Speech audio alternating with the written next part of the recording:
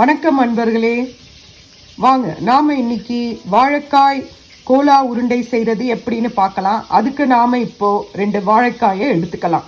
இந்த வாழைக்காயை தோலை சீவிக்கோங்க. தோலை சீவிட்டு இதை ஒருத்தையும் 2ஆ கட் பண்ணி குக்கர்ல ஒரு 3 விசில் வர வரைக்கும் வேக வச்சு எடுத்துக்கோங்க. இப்போ கோலா உருண்டை செய்யறதுக்கு நான் ஒரு 4 டேபிள் ஸ்பூன் ஆயில் எடுத்திருக்கேன், நல்லெண்ணெய் எடுத்திருக்கேன். இந்த நல்லெண்ணெயில ஒரு 20 இருந்து 25 வெங்காயம், சின்ன வெங்காயத்தை போட்டுக்கோங்க. சின்ன வெங்காயத்தை நல்லா வதக்குங்க. நல்லா கோல்டன் கலர்ல இது வதங்கணும். இது நல்லா வதங்கினாதான் இதனோட டேஸ்ட் ரொம்ப அருமையா இருக்கும். இது நல்லா ஃப்ரை பண்ணுங்க. பாருங்க, வெங்காயம் நல்லா வதங்குது. இது இன்னும் நல்ல கலர் கொடுக்கணும். நல்ல கோல்டன் கலர்ல வந்ததுனா தான் நாம் அந்த டேஸ்ட் ரொம்ப நல்லா இருக்கும்.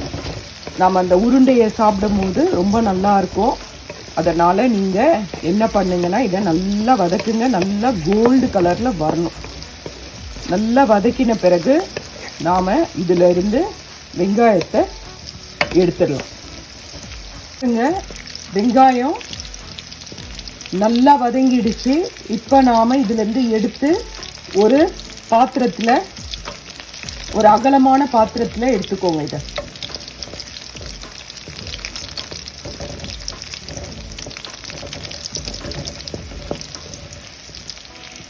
இது இந்த எல்லாமே இந்த வெங்காயத்தை வதக்குனதுல தான், அதனால்தான் இந்த ப்ரௌன் கலர். அவ்வளோதான், நல்ல கோல்டன் கலர்ல வந்துச்சு பாருங்க. இப்போ இதை நாம ஒரு பாத்திரத்துக்கு மாத்திடலாம். வச்சு எடுத்ததை இந்த மாதிரி இந்த உருளைக்கிழங்கு சீவுறது அந்த மாதிரி சீவல்ல இந்த வாழைக்காயை துருவி வச்சுக்கோங்க. அந்த மாதிரி துருவுனது தான் இந்த வாழைக்காய். இந்த மாதிரி எல்லா வாழைக்காவையும் நீங்க துருவி வச்சுக்கணும். அதுக்கு பிறகு நாம வாங்க என்ன செய்யலாம்னு பார்க்கலாம். வாழைக்காய் கோலா உருண்டை செய்யறதுக்கு 1/4 மூடிக்கும் மேல கொஞ்சம் தேங்காய் எக்ஸ்ட்ரா எடுத்துக்கோங்க. 15 பல்லு பூண்டு எடுத்துக்கோங்க. 1/4 கப் பொட்டுக்கடலை, 4 வரமிளகாய். உங்களுக்கு காரம் கூட வேணும்னா இதுல எக்ஸ்ட்ரா சேர்த்துக்கோங்க. நான் இது ரொம்ப காரமா இருக்கும், அதனால நான் 4 தான் எடுத்திருக்கேன். ஒரு கை ஃபுல்லா கறிவேப்பிலை எடுத்துக்கோங்க. 2 பச்சை மிளகாய், 3/4 டேபிள் ஸ்பூன் சோம்பு, அதுக்கப்புறம் 20 இருந்து 25 சின்ன வெங்காயம். இதுதான் வாழைக்காய் கோலா உருண்டை செய்யறதுக்கு போதுமான அளவு. வாங்க பார்க்கலாம். பாருங்க, சோம்பு ஆட் பண்ணிட்டேன். சோம்பு நல்லா பொரியும், நல்ல வாசனையா இருக்கும்.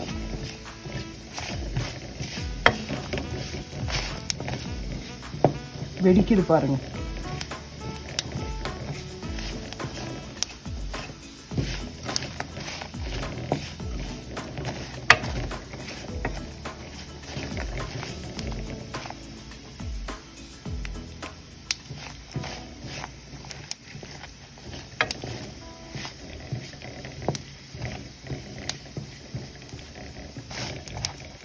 இந்த வெங்காயத்தை வதக்கினால உங்களுக்கு அது அப்படியே அந்த இது வந்து கரிஞ்சிருச்சு, அந்த ஆயிலில் அதை வதக்கினால. அதுதான் நீங்கள் என்ன பண்ணுங்கன்னா வேறு பேன் மாற்றிக்கோங்க. வெங்காயம் தனியாக ஒரு இதில் வதக்கி எடுத்துக்கோங்க. இதை வந்து ஒரு இதில் தனியாக வதக்கிக்கோங்க. இல்லைன்னா இந்த மாதிரி தான் ஓரம்லாம் ஃபுல்லாக கருப்பாயிடுச்சு. இப்போ இதில் நாம் பூண்டு சேர்க்கலாம். இப்போ பாருங்கள், நான் இதில் பூண்டு சேர்த்துட்டேன். பூண்டையும் நல்லா வதக்கணும்.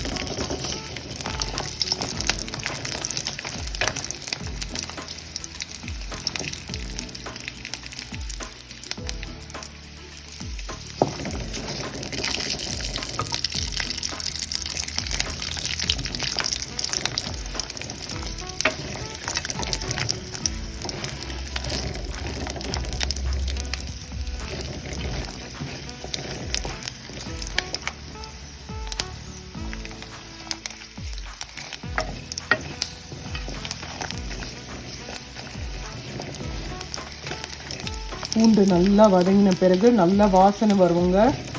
சூப்பர் வாசனை வரும். இந்த சோம்பு, பூண்டு இதெல்லாம் வந்து செமையாக இருக்கும். சாப்பிட்டு பாருங்கள் செஞ்சு. பூண்டு நல்லா வதங்கின பிறகு நல்லா ஒரு கொத்து கருவேப்பிலையை நீங்கள் போட்டுக்கோங்க. என்கிட்ட ட்ரை லீவ்ஸ் தான் இருக்குது, அதனால் ட்ரை தான் நான் போடுறேன். நீங்கள் வந்து நல்லா உங்களுக்கெல்லாம் அங்கே நல்லா கிடைக்கும், அதனால் நீங்கள் நல்லா பச்சை கருவேப்பிலையை போடுங்க. சூப்பராக இருக்கும் பாருங்க, அப்படியே தீது. நான் இதை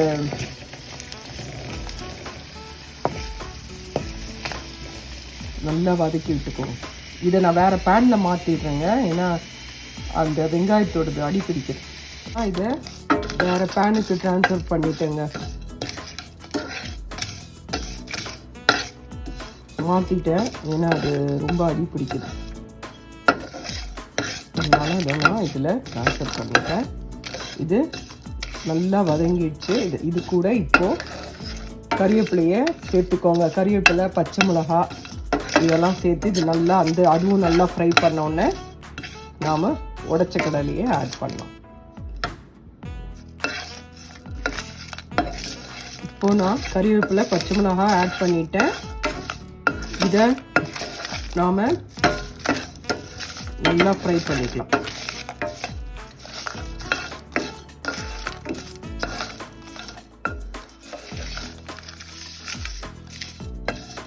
இப்போ நாம் உடைச்ச கடலை சேர்த்துக்கலாங்க. ஏன்னா நீங்கள் பச்சை கறிவேப்பிலை போடுறதுனால அதை நல்லா ஃப்ரை பண்ணுங்கள். நான் ஆல்ரெடி ட்ரை தான் போட்டுருக்கனால நான் அதை உடனே அடுத்த பொருளை ஆட் பண்ணுறேன். சரிங்களா?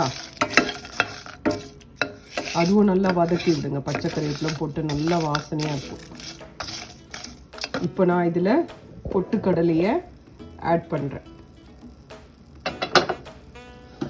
1/4 கப் பொட்டுக்கடலை. இப்போ இந்த பொட்டுக்கடலையை நல்லா மிக்ஸ் பண்ணிக்கோங்க. இந்த பொட்டுக்கடலை தான் நாம் எதுக்கு சேர்க்குறோன்னா, நாம் அதை உருண்டை பண்ணுறதுக்கு, இதுதான் உங்களுக்கு அந்த பிடிக்கிறதுக்கு வாட்டம் வரும். அதனால தான் நாம் இதில் பொட்டுக்கடலையை சேர்க்குறோம். இந்த பொட்டுக்கடலையை நல்லா ஃப்ரை பண்ணுங்க.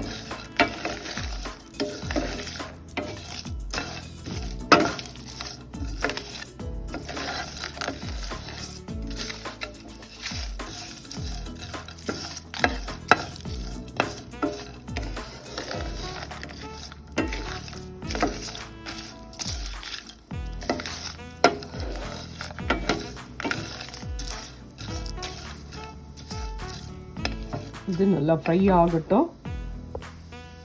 இப்போ பாருங்கள், பொட்டுக்கடலை ஃப்ரை ஆயிடுச்சு. இப்போ நாம் எடுத்து வச்சிருக்க தேங்காவை இதில் கொட்டிடலாம்.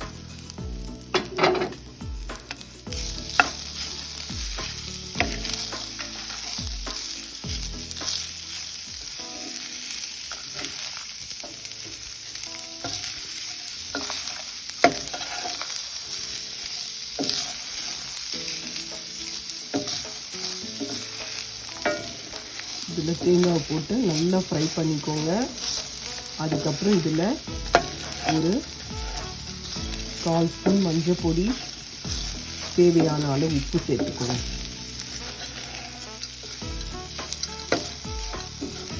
இது நல்லா வதங்கட்டும். கொஞ்சம் மீடியம் ஃப்ளேமில் வச்சுக்கோங்க. தேங்காய் வந்து அடி பிடிக்க போகுது, அதனால்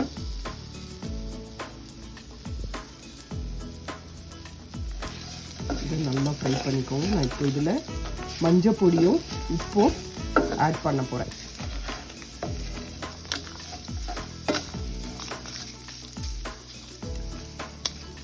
வாங்க பார்க்கலாம். இதில் மஞ்சள் பொடியையும் உப்பையும் சேர்த்துக்கோங்க. சேர்த்துட்டு நல்லா கலரி விடுங்க. இப்போ இதை நாம் நல்லா வதக்கி விடுங்க. நல்லா வதங்கின பிறகு நாம் ஏற்கனவே வெங்காயத்தை வதக்கி வச்சுருக்கோம் இல்லையா, அந்த வெங்காயத்தையும் இதில் போட்டு நல்லா கலந்து விடணும். நல்லா கலந்து விட்டு ஒரு 5 நிமிஷம் நல்லா வதக்கி விடுங்க. எல்லாத்தையும் மிக்ஸ் பண்ணுங்க. வாங்க நாம் வெங்காயத்தை இப்போ சேர்க்கலாம். இப்போ நாம் வதக்கின வெங்காயத்தை போட்டாச்சு. போட்டுட்டு நல்லா கலரி விட்டாச்சு. கலரி விட்ட பிறகு நீங்கள் கேஸ் ஆஃப் பண்ணிவிடுங்க. இது ஆறின பிறகு நீங்கள் மிக்சியில் போட்டு இதை பவுடராக அரைச்சிக்கோங்க. அரைச்சின பிறகு உப்பு சரியா இருக்கான்னு பார்த்துக்கோங்க. ஏன்னா அதுக்கப்புறம் ஆட் பண்ண முடியாது. அரைச்சி பவுடர் ஆக்கின பிறகு உப்பு சரியா இருக்கா பாருங்க. உப்பு சரியா இல்லைன்னா அந்த பவுடர்லயே கொஞ்சம் சேர்த்து திரும்பியும் ஒரு அரை அரைச்சிக்கோங்க. அவ்வளோதான். இப்போ நாம கோலா உருண்டைக்கு இதை பாருங்க அரைச்சி கொண்டு வந்தாச்சு. இதை நாம ஒரு பெரிய பவுல்ல போட்டுக்கலாம். நல்லா சூப்பரா வாசனையா இருக்குங்க. அந்த அரைச்ச இதுவே பேஸ்ட் ரொம்ப அருமையா இருக்கு.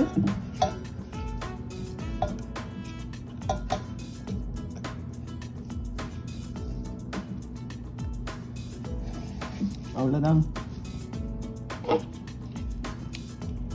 இதுல இருக்கதெல்லாம் மிக்சியில ஃபுல்லா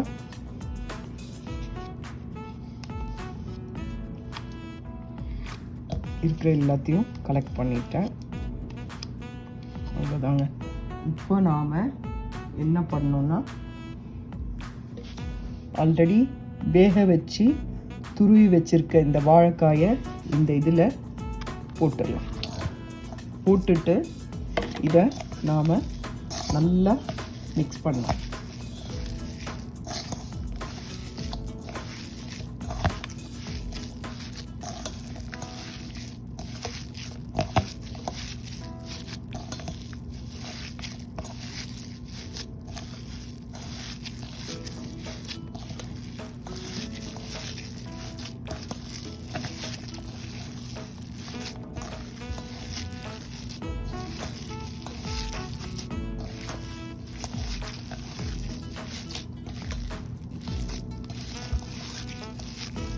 உங்களுக்கு சப்போஸ் உருண்டை பிடிக்க முடியல, அந்த மாதிரி கொஞ்சம் விட்டு போகுது, பிரியுது, உருண்டை பண்ணும்போது விரிசல் வருது, அந்த மாதிரி இருந்துச்சுன்னா, உருண்டை பிடிக்க வரலன்னா ஒன்றும் இல்லை, ஒரு டேபிள் ஸ்பூன் கடலை மாவை ஆட் பண்ணிக்கோங்க.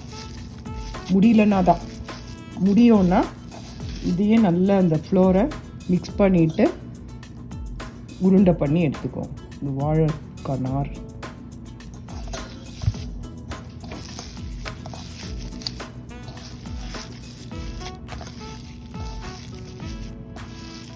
அவ்வளோதான்,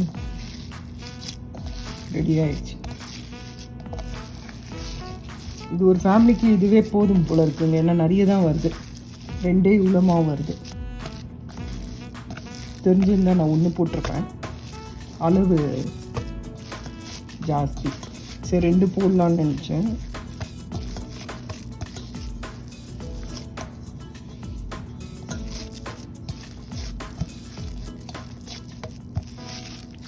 திரும்பி நான் எல்லாத்தையும் மிக்ஸ் பண்ணேன். ஒரு பக்கம் வாழைக்காய் இருக்கக்கூடாது, ஒரு பக்கம் இந்த பேஸ்ட் இருக்கக்கூடாது. அதனால எல்லா பக்கமும் ஈவனாக மிக்ஸ் பண்ணிக்குவோம்.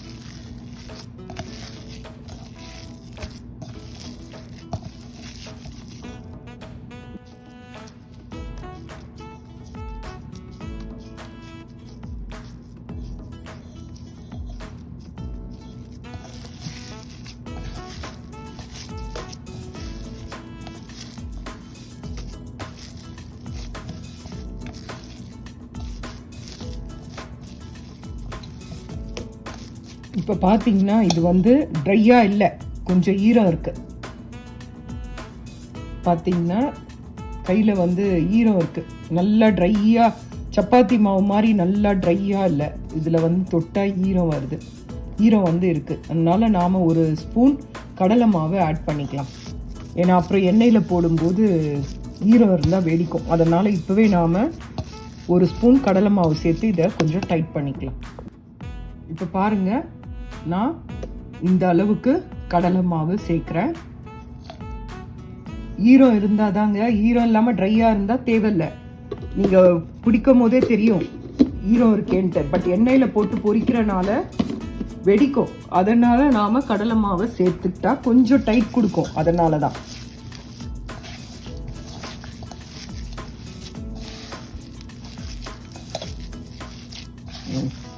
டைட் கொடுக்குது பாருங்கள்.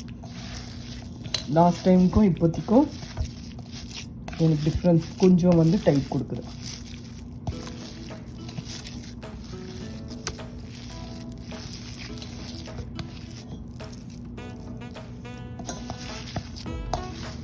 அந்த இதுக்கேற்ற மாதிரி நீங்கள் கடலை மாவு கொஞ்சம் ஆட் பண்ணிக்கோங்க. ஆட் பண்ணிவிட்டு உருண்டை பண்ணி வச்சுக்கோங்க.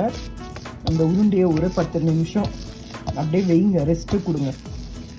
ரெஸ்ட்டு கொடுத்த பிறகு நாம் இதை உருண்டை பண்ணி அதை அப்படியே ரெஸ்ட்டில் வைக்கலாம். அதுக்கப்புறம் எண்ணெய் கொதிச்சதும், எண்ணெய் ரொம்ப காயக்கூடாதுங்க, எண்ணெய் வந்து மீடியம் ஃப்ளேமில் தான் இருக்கணும். எண்ணெய் ரொம்ப காஞ்சிடக்கூடாது.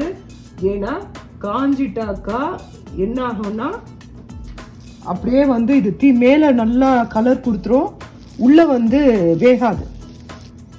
அதனால் எண்ணெய் மீடியம் ஃப்ளேமில் தான் இருக்கணும். மீடியம் ஃப்ளேம்லேயே வச்சு இதை ஃப்ரை பண்ணி எடுங்க.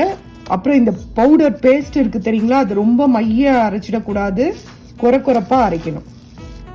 இந்த பேஸ்ட் அரைக்கிறதுல தான் இருக்குது. அந்த பவுடரை மைய அரைச்சிட்டிங்கன்னு வச்சுக்கோங்க, நல்லாவே இருக்காது, உள்ள மாவு மாதிரி இருக்கும். கொஞ்சம் குறைப்பாக அரைக்கணும். இப்போ கெட்டி வந்துருச்சுங்க,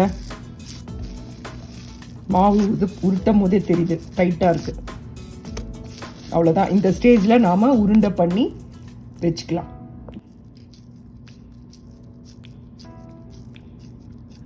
பாருங்க, நாம் இப்போ இந்த மாதிரி இதை உருண்டையாக பிடிச்சி வைக்கலாம்.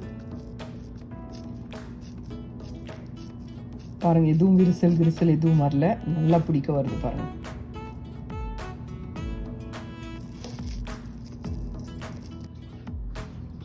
இப்போ பாருங்க, இந்த மாதிரி உருண்டை பிடிச்சி வச்சாச்சு. இப்போ இதை நாம் எண்ணெயில் போட்டு பொரிச்சு எடுத்துடலாம். இப்போ பாருங்க, எண்ணெயில் போட்டிருக்க அப்படியே கொதிக்குது பாருங்க. இதை அப்படியே லோ மீடியம் ஃப்ளேமில் வச்சுட்டு இதை மெதுவாக நாம் பொரிச்சு எடுக்கணும். இல்லைன்னா இல்லை வேகாது. பொறுமையாக இதை செய்யணும். வாங்க, உங்களுக்கு நான் காட்டுறேன். இப்போ பாருங்கள், மீதியும் நான் போட்டுட்டேன். அது அப்படியே மீடியம் ஃப்ளேம்லேயே அப்படியே வேகும். வெந்தோன்னு நாம் திருப்பி போடணும். நல்லா வந்தோடனே நாம் இதை ஆயிலேருந்து எடுத்துடலாம். ஆயிலேருந்து எடுத்தாச்சுங்க. இதுதான் வாழைக்காய் கோலா உருண்டை. இதை செஞ்சு பாருங்க. செஞ்சு பார்த்துட்டு சாப்பிட்டுட்டு எப்படி இருக்குன்னு சொல்லுங்க. இந்த வீடியோ பிடிச்சிருந்தா லைக் பண்ணுங்க, ஷேர் பண்ணுங்க, சப்ஸ்கிரைப் பண்ணுங்க. இது எண்ணெய் நல்லா காய வச்சு அதுக்கப்புறம் அதை ஸ்லோ பண்ணி அதுக்கப்புறம் தான் போடணும். அதனால் இதை கேர்ஃபுல்லாக பண்ணணும். இதுதான் வாழைக்காய் கோலா உருண்டை. இது சாப்பிட்றதுக்கு ரொம்ப நல்லா இருக்கும், நல்லா சாஃப்டாக இருக்கும். இது பாருங்கள் இவ்வளோ நல்லா சாஃப்டாக இருக்குது பாருங்கள். செஞ்சு பாருங்கள். செஞ்சு பார்த்துட்டு எப்படி இருக்குன்னு சொல்லிட்டு கமெண்ட் பண்ணுங்கள். நீங்களும் வீட்டில் செஞ்சு பாருங்கள். லைக் பண்ணுங்கள், ஷேர் பண்ணுங்கள், சப்ஸ்கிரைப் பண்ணுங்கள். நன்றி, வணக்கம்.